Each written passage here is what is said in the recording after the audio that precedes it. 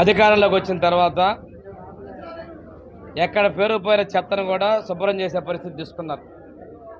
ఈరోజు స్వచ్ఛాంధ్ర మిషన్ కావచ్చు, కేంద్రంలో స్వచ్ఛ భారత్ మిషన్ కావచ్చు, మన ఉప ముఖ్యమంత్రి పవన్ కళ్యాణ్ గారు పల్లె సేవల ప్రగతిని కోరుకుంటా ఉన్నారు. కేంద్ర ప్రభుత్వం మోడీ గారి సహకారంతో మనం ముందుకెళ్తా ఉన్నాం. ఈరోజు మన నియోజకవర్గంలో మండలానికి 6 ట్రాక్టర్లని క్లీన్ అండ్ గ్రీన్ కింద ఇవ్వడం జరిగింది. 2000 పైబడికి జనాలు ఉన్నటువంటి గ్రామాలకు ఇవ్వడం జరిగింది. పోయినసారి కూడా 14-15 మండల కేంద్రాల్లో మనం ఇవ్వడం జరిగింది. ఇది తీసుకున్నట్టయితే మన కొండేం నియోజకవర్గంలో 18 ట్రాక్టర్లకి 1,10,52,000 రూపాయలు మనం ఖర్చు పెట్టడం జరిగింది. మన ప్రకాశం జిల్లాకి 120 ట్రాక్టర్లకి 7,36,80,000 రూపాయలని ఈ ట్రాక్టర్ల కోసం ఖర్చు పెట్టడం జరిగింది. రాష్ట్ర వ్యాప్తంగా కూడా మన ప్రభుత్వం వచ్చిన తర్వాత మొత్తం 1,297 ట్రాక్టర్లని 903 ట్రాక్టర్లని 55,44,42,000 రూపాయలకి కొనుగోలు చేయడం జరిగింది. ఇవి కాకుండా ఇంకా ఒక 1,297 ట్రాక్టర్లు కొనుగోలు చేసేటువంటి ఆలోచనలో ప్రభుత్వం ఉంది. అంటే ఒక్కసారి గమనించుకోండి, పల్లెల్లో ఉన్నటువంటి చెత్తను తొలగించేదానికి కూడా మా ప్రభుత్వం ఎంత శుభ్రం చేస్తుంది. పల్లె సీమలు శుభ్రంగా ఉండాలి అనే ఉద్దేశంతో ముందుకెళ్తున్నాం. ప్రతి నెల 3వ శనివారాన్ని స్వర్ణాంధ్ర స్వచ్ఛాంధ్ర విజన్తో ముందుకు తీసుకెళ్తున్నాం. అంటే గతంలో ఏమైపోయినాయి అనేది నేను ఒక్కటే ప్రశ్నించేది, ఎప్పుడు మాట్లాడినా కానీ ఎందుకు చేయలేకపోయారు. ఈరోజు ఇవన్నీ మేము చేస్తున్నాం. ఈరోజు చూడండి, ప్రతి గ్రామంలో ప్రతి మండలం నుంచి కూడా సర్పంచులు, అదేవిధంగా సెక్రటరీస్. ఇంకో విషయం ఏంటంటే చాలామంది సర్పంచులు అవతల పార్టీల వాళ్ళే.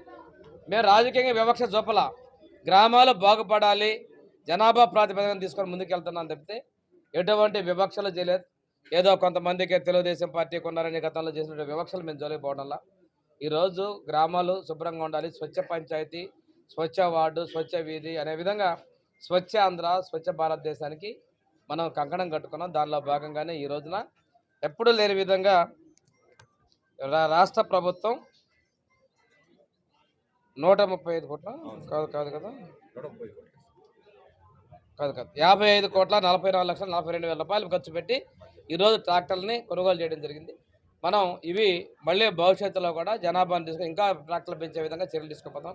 ఇవే కాదు, మనం పెద్ద పంచాయతీల్లో డ్రైన్ క్లీనర్స్ని కూడా ఇవ్వబోతా ఉన్నాం. ఇక్కడ ఇంకో విషయం, 14-19 మధ్యలో ఎస్సీ కార్పొరేషన్ డ్రైన్ క్లీనర్ ఇస్తే తెలుగుదేశం పార్టీ ఇచ్చిందని ప్రగతి భవన్ దగ్గర వృధాగా పడేసిన సంఘటన ఉంది. ఇది రాష్ట్రం అంతా ఇదే ఉంది. ప్రభుత్వ దొమ్మును దుర్వినియోగం చేయడం, వృధా చేయడం వాళ్ళకి వెనతో పెట్టే విద్య. ఈ రోజున ఆటోలు కూడా తీసుకొచ్చి పవర్ తోటే మనం పెట్రోల్ డీజిల్ లేకుండా పవర్తో నడిపే విధంగా తీసుకొస్తే వాటిని మూల పడేసారు. తిరిగి వాటన్నింటినీ కూడా వాడుకలో తీసుకొని వస్తూ ఉన్నాం.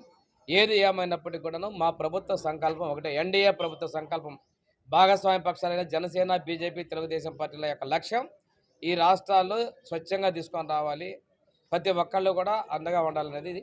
రెండోది, పేదరికం లేని సమాజంలో భాగంగా రేపు 30వ తారీఖున ఉగాది పండుగ రోజు మన ముఖ్యమంత్రి గారు విజన్ 47లో పూర్ టు రీచ్ కార్యక్రమాన్ని కూడా P4 కార్యక్రమాన్ని కూడా తీసుకొని వచ్చేటువంటి పరిస్థితిని సంకల్పం నాంది పలుకుతున్నారు.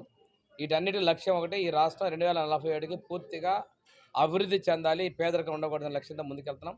గత ప్రభుత్వంలో మంజూరు చేసిన ఇళ్లకు కూడాను అధికంగా ఎస్సీ బీసీలకి అయితే 50,000, ఎస్టీలకి 75,000 కూడా మేము చెల్లిస్తున్నాం. వాళ్ళలాగా తెలుగుదేశం వాళ్ళు ఇల్లు అని చెప్పి ఆపేటువంటి సంస్కృతి మేము లేవు. ఈ ప్రతి ఒక్కరికి ఇల్లు ఇవ్వాలని మా ముఖ్యమంత్రి గారి యొక్క సంకల్పం నెరవేర్చేదానికి మీ అందరి సహకారం కూడా కావాలని మనస్ఫూర్తిగా కోరుకుంటూ సెలవు తీసుకుంటాం.